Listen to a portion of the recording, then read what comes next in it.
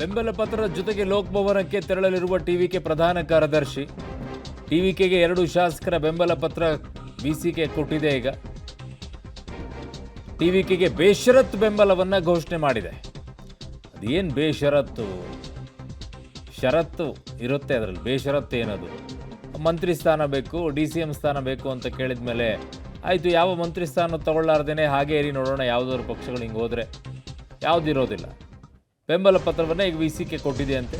2 ಶಾಸಕರಿದ್ದಾರೆ, 2 ಶಾಸಕರ ಬೆಂಬಲದ ಪತ್ರವನ್ನು ಈಗಾಗಲೇ ಕೊಟ್ಟಿದ್ದಾರೆ. ಹಾಗಾಗಿ ಅದನ್ನೇ ಇಟ್ಕೊಂಡು ಈಗ ಲೋಕಭವನಕ್ಕೂ ಕೂಡ ಹೋಗ್ತಾ ಇದ್ದಾರೆ. ಕಾರಣ ಸಂಜೆ 7 ಗಂಟೆಯ ನಂತರ ರಾಜ್ಯಪಾಲರು ಇರೋದಿಲ್ಲ, ಯಾವುದೋ ಕಾರ್ಯಕ್ರಮದ ನಿಮಿತ್ತ ಅವರು ಆಚೆ ತೆರಳುತ್ತಾ ಇದ್ದಾರೆ. ಹಾಗಾಗಿ ಆದಷ್ಟು ಬೇಗ ಹೋಗಿ ಅವ್ರನ್ನ ಭೇಟಿ ಆಗೋಣ ಅಂತ ಹೇಳಿ ರಾಜ್ಯಪಾಲರನ್ನ ಭೇಟಿ ಆಗಕ್ಕೆ ತೆರಳುತ್ತಾ ಇದ್ದಾರೆ. ಈಗ ಅದು ಕೊಟ್ಟ ನಂತರ ಆಗುವಂಥದ್ದು ಪ್ರಮಾಣ ವಚನ ಕಾರ್ಯಕ್ರಮ. ಅದು ಯಾವಾಗ ಏನು ಅನ್ನುವಂಥದ್ದು ಇವತ್ತಿನ ಭೇಟಿಯ ನಂತರ ಅವ್ರ ಅನುಮತಿಯನ್ನು ಕೊಟ್ಟ ನಂತರ ಗೊತ್ತಾಗುತ್ತೆ. ಸೊ ಹಾಗಾಗಿ ಆ ಬೆಳವಣಿಗೆ ಈಗ ದೊಡ್ಡ ಮಟ್ಟದಲ್ಲಿ ತಮಿಳುನಾಡಿನಲ್ಲಿ ನಡೀತಾ ಇದೆ. ಟಿವಿಕೆ ಪಕ್ಷ ಅಧಿಕಾರದಲ್ಲಿ ಕೂತು ಸರ್ಕಾರವನ್ನು ನಡೆಸುವ ಮಟ್ಟಕ್ಕೆ ಹೋಗಬೇಕು ಅಂತಂದರೆ ಈಗ ವಿಸಿಕೆ ಪಕ್ಷದ ಬೆಂಬಲದ ಅನಿವಾರ್ಯತೆ ಇತ್ತು. ಹಾಗಾಗಿ ವಿಸಿಕೆ ಬರುವವರೆಗೂ ಕೂಡ ಕಾಯ್ತಾ ಇದ್ರು. ವಿಸಿಕೆ ಫೈನಲಿ ತನ್ನ ಬೆಂಬಲ ಪತ್ರವನ್ನು ಕೊಟ್ಟಿದೆ. ಈಗ ಆ ಬೆಂಬಲ ಪತ್ರದೊಂದಿಗೆ ಈಗ ರಾಜಭವನಕ್ಕೆ ತೆರಳಿ ನನಗೆ ಅನುವು ಮಾಡಿಕೊಡಿ ಸರ್ಕಾರ ರಚನೆ ಮಾಡೋಕ್ಕೆ ಅಂತ ಕೇಳ್ತಾರೆ. ಸೊ ಈಗ ತಮಿಳುನಾಡಲ್ಲಿ ಆಗ್ತಾ ಇರುವಂಥ ರಾಜಕೀಯ ಬೆಳವಣಿಗೆ ಬಹಳ ದೊಡ್ಡ ಮಟ್ಟದಲ್ಲೇ ನಡೀತಾ ಇದೆ. ಯಾಕೆ ಅಂತಾರೆ, ಡ್ರಾಮಾ ಪ್ರತಿದಿನ ಒಂದೊಂದು ಡ್ರಾಮಾ ನಡೀತಾ ಇದೆ. ಸೊ ಈ ಡ್ರಾಮಾದ ಮಧ್ಯದಲ್ಲಿ ಈಗ ಕೆಲವೊಂದಿಷ್ಟು ಬೆಳವಣಿಗೆಗಳೇನು ಅಂತಂದರೆ ಅವರವರ ಲಾಭಗಳನ್ನು ಪಡ್ಕೊಳ್ಳೋ ನಿಟ್ಟಿನಲ್ಲಿ ನಡೀತಾ ಇರುವಂಥದ್ದು. ಆ ಲಾಭಗಳು ಹೇಗೆ ಅಂತಂದರೆ ಮಂತ್ರಿ ಸ್ಥಾನ, ಉಪಮುಖ್ಯಮಂತ್ರಿ ಸ್ಥಾನದ ಬೇಡಿಕೆಗಳು, ಆಮೇಲೆ ತದನಂತರ ನಾವು ಯಾವುದೇ ರೀತಿಯಾದಂತಹ ಷರತ್ತುಗಳನ್ನು ಹಾಕಿಲ್ಲ, ಬೆಂಬಲವನ್ನು ಕೊಡ್ತಾ ಇದ್ದೀವಿ ರಾಜ್ಯದ ಹಿತದೃಷ್ಟಿಯಿಂದ, ತಮಿಳುನಾಡಿನ ಜನರ ಹಿತದೃಷ್ಟಿಯಿಂದ ಅಂತ ಹೇಳ್ತಾರೆ. ನನ್ನ ಸಹೋದ್ಯೋಗಿ ಮಸೂದ್ ನನ್ನ ಸಂಪರ್ಕಕ್ಕೆ ಸಿಗ್ತಾ ಇದ್ದಾರೆ. ಮಸೂದ್, ಏನ್ರಿ ತಮಿಳುನಾಡಿಂದ ಈ ಆಟಗಳು, ಈ ಆಟಾಟೋಪಗಳು, ಏನು 2 ಸೀಟ್ ಇದ್ದಾವೆ, ಬೆಂಬಲ ಕೊಡ್ತೀನಿ ಕೊಡಲ್ವಾ, ಇದನ್ನು ಹೇಳೋಕ್ಕೂ ದೊಡ್ಡ ಕಷ್ಟ ಆಗ್ಬಿಟ್ಟಿದೆಯಾ? ನಮ್ಮ ಕರ್ನಾಟಕದ ರಾಜಕಾರಣಿಗಳೇ ಬೆಟರ್ ಅನ್ಸುತ್ತೆ ರೀ. ಇಲ್ಲಿ ಪಕ್ಷಗಳು ಏನೇ ಇದ್ರೂ ಕೂಡ ಒಂದು ಕಡ್ಡಿ ಮುರಿದಂಗೆ ಮಾಡಿ ಡಿಸೈಡ್ ಮಾಡಿ ಮುಗಿಸ್ಬಿಡ್ತಾರೆ. ಇವ್ರದ್ದೇನ್ರಿ ಡ್ರಾಮಾಗಳು?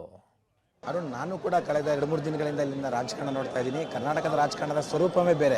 ಇಲ್ಲಿ ಅತಿರೇಕದ ರಾಜಕಾರಣ ಮಾಡ್ತಾ ಇದ್ದಾರೆ ತಮಿಳುನಾಡಲ್ಲಿ. ಒಂದು ರೀತಿಯಲ್ಲಿ ರಾಜಕೀಯದ ವಿದ್ಯಮಾನಗಳು ವಿಪರೀತಕ್ಕೆ ಹೋಗ್ತಾ ಇದ್ದಾವೆ ಇಲ್ಲಿ.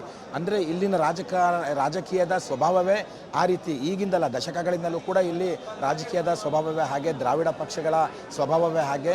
ಒಂದು ರೀತಿಯಲ್ಲಿ ಅತಿರೇಕದ ರಾಜಕಾರಣವನ್ನು ಮಾಡುವಂಥದ್ದು, ಜೊತೆಗೆ ಸಿನಿಮಾ ಮತ್ತು ರಾಜಕೀಯಕ್ಕೆ ಒಂದು ರೀತಿಯಲ್ಲಿ ನಂಟಿರೋ ಹಿನ್ನೆಲೆಯಲ್ಲಿ ಒಂದು ರೀತಿಯಲ್ಲಿ ರಾಜಕೀಯ ವಿದ್ಯಮಾನಗಳು ರೋಚಕತೆಯನ್ನು ಕೂಡ ಪಡೆದುಕೊಳ್ತವೆ.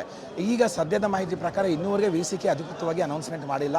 ವಿಜಯ್ ಅವರಿಗೆ 2 ಶಾಸಕರ ಸಹಿ ಸಮೇತ ಬೆಂಬಲ ಪತ್ರಗಳು ತಲುಪಿದ್ದಾವೆ ಅನ್ನುವಂಥ ಮಾಹಿತಿಗಳು ಸಿಗ್ತಾ ಇದ್ದಾವೆ ಹೊರತು ಅದರಲ್ಲೂ ಕೂಡ ಅಧಿಕೃತತೆ ಸಿಗಬೇಕು. ಯಾಕಂದರೆ ಒಂದು ಟಿವಿಕೆ ವಿಜಯ್ ಅನೌನ್ಸ್ ಮಾಡಬೇಕು, ಇಲ್ಲ ವಿಸಿಕೆ ತಿರುಮಾವಳವನವರು ಅನೌನ್ಸ್ ಮಾಡಬೇಕು.